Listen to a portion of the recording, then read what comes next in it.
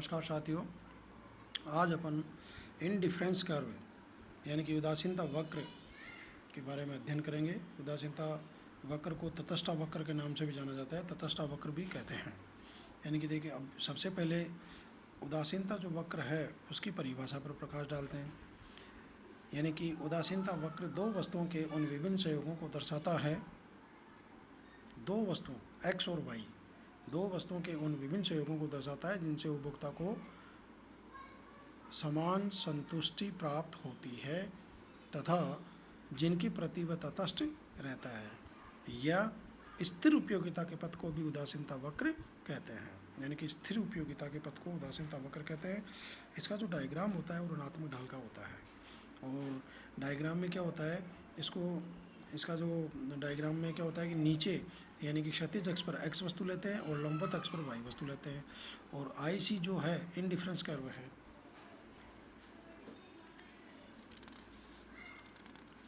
तो इसको डायग्राम के माध्यम से भी अपन एक्सप्लेन कर सकते हैं। अब देखिए, इस डायग्राम को अगर अपन इस डायग्राम की अगर व्याख्या करें तो इसमें ये अपन ये दर्शा सकते हैं कि जो डायग्राम दर्शाया गया है उसमें उदासीनता वक्र को दर्शाया गया है, जिसके ओ एक्स अक्ष पर यानी क्षैतिज अक्ष पर एक्स वस्तु, ओ वाई अक्ष पर यानी कि लंबवत अक्ष पर वाई वस्तु को लिया गया है। उदासीनता वक्र की जो आकृति है वो आयताकार अति परवलय की तरह होती है।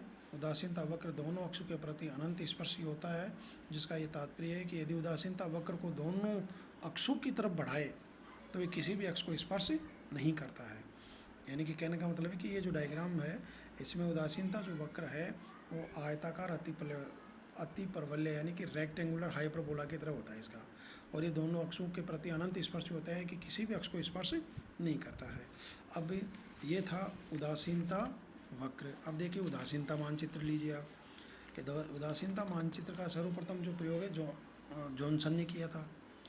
अब इसकी परिभाषा पर देखिए आप, यानी कि उपयोगिता के विभिन्न स्तरों को, उदासीनता मानचित्र क्या है, उपयोगिता के विभिन्न स्तरों को प्रदर्शित करने वाले उदासीनता वक्रों के समूह को उदासीनता मानचित्र कहते हैं।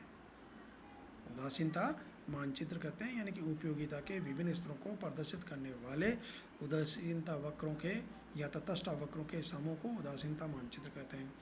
जो उदासीनता वक्र मूल बिंदु से जितना अधिक दूर होता है वह उतनी अधिक उपयोगिता को प्रदर्शित करता है। यानी कि मूल बिंदु से जितनी अधिक दूरी पे जो उदासीनता वक्र स्थित होता है वो उतनी अधिक उपयोगिता को प्रदर्शित करता है। इसका डायग्राम के द्वारा भी इसको बताया जा सकता है।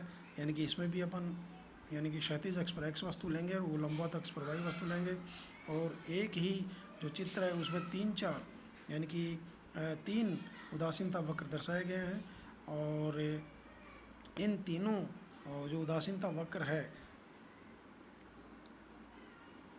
ये तीनों ही क्या है कि भिन्न भिन्न उपयोगिता के स्तर को प्रदर्शित करते हैं। और यही इसकी परिभाषा में बताया गया है कि उपयोगिता के विभिन्न स्तरों को प्रदर्शित करने वाले उदासीनता वक्रों के समूह को उदासीनता मानचित्र कहते हैं। तो इसमें तीन उदासीनता मानचित्र है जो भिन्न भिन्न उपयोगिता के स्तर को प्रदर्शित करता है, और इनमें जो उदासीनता वक्र जैसे C3 जो है वो मूल बिंदु से अधिक दूरी पर है, इसका मतलब ये अधिक उपयोगिता को प्रदर्शित करता है।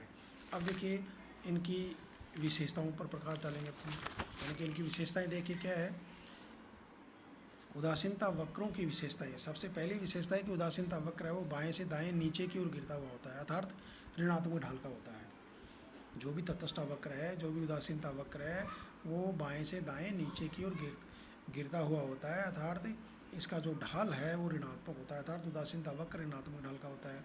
अब इसका कारण है कि ऋणात्मक ढाल का क्यों होता है, इसका कारण है क्योंकि दो जो वस्तुएं हैं एक्स और वाई, ये दोनों वस्तुएं एक दूसरे के स्थानापन्न है। यानी यदि एक वस्तु स्थानापन्न का मतलब यदि एक वस्तु की मात्रा बढ़ाई जाए तो दूसरी वस्तु की मात्रा कम करनी होगी ताकि कुल उपयोगिता का स्तर स्थिर रहे, कहने का ठीक है।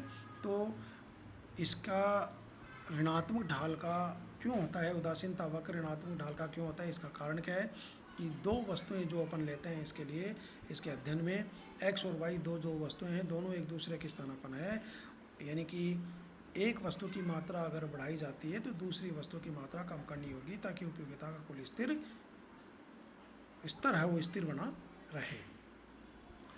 अब देखिए, यानी कि उदासीनता जो वक्र का ढाल, यहाँ इस पर यहीं देखते हैं अपन उदासीनता वक्र का ढाल, यानी कि जब उदासीनता वक्र पर बाएं से दाएं विचरण करें, उदासीनता वक्र पर बाएं से दाएं अपन विचरण करें तो इसके ढाल को क्या कहेंगे, इसके ढाल को y के लिए x के प्रतिस्थापन की सीमांत दर कहते हैं। जब हम उदासीनता वक्र पर बाएं से दाएं नीचे की ओर विचरण करेंगे तो इसके ढाल को y के लिए x के प्रतिस्थापन की सीमांत दर कहते हैं। और ये माइनस मार्जिनल यूटिलिटी x अपन मार्जिनल यूटिलिटी y, यानी कि x वस्तु की सीमांत उपयोगिता अपन y वस्तु की सीमांत उपयोगिता के बराबर होगी, जो हमें ये बताती है कि x की एक अतिरिक्त मात्रा प्राप्त करने के लिए उपभोक्ता y की कितनी मात्रा त्यागने को तैयार रहता है। और ये इसको एम आर एस इंग्लिश में इसको एम आर एस कहते हैं। एम आर एस का मतलब marginal rate of substitution of X for Y, marginal rate of substitution कहते हैं इसको M R S X Y equal to होता है D Y upon D X equal to minus marginal utility X upon marginal utility Y less than zero. यानी कि less than zero इसलिए होगी कि जब marginal utility X is greater than zero हो और जब marginal utility Y is greater than zero हो, यानी कि एक्स की सीमांत उपयोगिता और वाई की सीमांत उपयोगिता दोनों जब धनात्मक होगी तभी जा कर के ये ऋणात्मक होगी। अब एग्जाम्पल के तौर पर अपन देख सकते हैं कि जब अगर मान लीजिए कि M R S X for Y equal to अगर 2 है, M R S X for Y equal to 2 है, तो इसका क्या मतलब होगा, इसका ये मतलब होगा कि x की एक अतिरिक्त इकाई प्राप्त करने के लिए उपभोक्ता y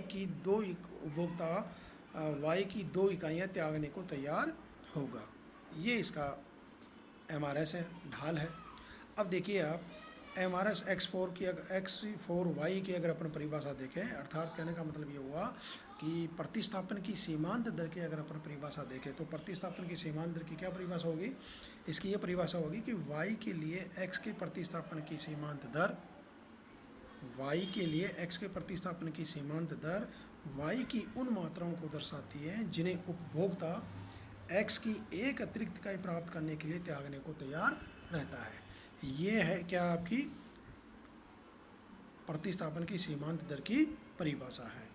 और अब अपन ये भी कह सकते हैं कि उदासीनता जो वक्र है, कई बार क्या होता है कि उदासीनता वक्र है वो ऋणात्मक ढाल का नहीं होता है, अर्थात उदासीनता वक्र ऋणात्मक ढाल का नहीं होगा। कब नहीं होगा, यानी कि जब दोनों वस्तुएं, यहाँ पर ऋणात्मक ढाल का तब होगा जब दोनों वस्तुएं सामान्य हो। एक्स और वाई वस्तु दो वस्तुएं हैं, ये दोनों सामान्य वस्तुएं हैं या सामान्य वस्तु हैं होगी तभी जाकर के ऋणात्मक ढाल का होगा। अर्थात सामान्य वस्तु की स्थिति में उदासीनता वक्र क्या होगा, ऋणात्मक ढाल का होगा। और एक्स और वाई दोनों वस्तुएं जो सामान्य नहीं हो तो ही ऋणात्मक ढाल का नहीं होगा। जैसे पूर्णतः पूरक वस्तु, यानी कि एक्स और वाई दोनों क्या हो, पूर्णतः पूरक वस्तु होगी, तो ऐसी स्थिति में उदासीनता वक्र ऋणात्मक ढाल का नहीं होगा। अब यहाँ पूर्णतः पूरक वस्तु क्या होती है ये भी देख लीजिए, यानी कि पूर्णतः पूरक वस्तुओं की स्थिति में जब ऋणात्मक ढाल का नहीं होगा तो फिर किस आकृति का होगा, यानी कि एल आकृति का होगा। और एल आकृति का कब होगा, जब वे दोनों वस्तुएं पूर्णतः पूरक हो, जब दोनों वस्तुएं पूर्णतः पूरक हो, अर्थात वे वस्तुएं पूर्णतः पूरक वस्तु होती है जिनका प्रयोग एक निश्चित अनुपात में होता है। जैसे बाएं पैर का जूता और दाएं पैर का जूता, ये दोनों क्या है, एक दूसरे के पूर्णतः पूरक वस्तु है।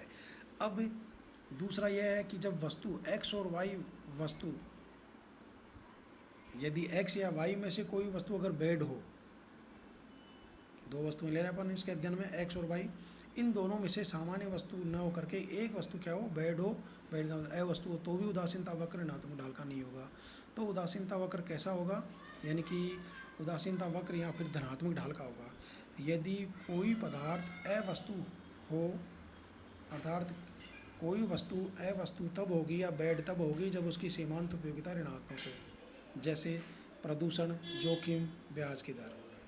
तो ऐसी स्थिति में क्या होगा कि जब वस्तु बेड कब होगी? जब उसकी सीमांत उपयोगिता ऋणात्मक हो। और जब सीमांत उपयोगिता ऋणात्मक हो या वस्तु बेड होगी तो ऐसी स्थिति में उदासीनता वक्र ऋणात्मक ढाल का नहीं होगा। ए क्या होगा कि उदासीनता वक्र ऋणात्मक ढाल का उस स्थिति में नहीं होगा कि जब वस्तु तटस्थ हो, न्यूट्रल हो, यानी कि यदि कोई वस्तु तटस्थ हो तो उदासीनता वक्र या तो क्षैतिज अक्ष के या ऊर्ध्वाधर अक्ष के समानांतर होगा। और अब यहाँ यह आ जाता है कि भाई तटस्थ वस्तु की क्या परिभाषा होगी? वह वस्तु तटस्थ होगी जिसकी सीमांत उपयोगिता जीरो हो। तो जब सीमांत उपयोगिता किसी वस्तु की जीरो होगी तो वस्तु तटस्थ होगी। तटस्थ वस्तु की स्थिति में उदासीनता वक्र या तो क्षैतिज के समानांतर होगा या ऊर्ध्वाधर अक्ष के समानांतर होगा, ऋणात्मक ढाल का नहीं होगा।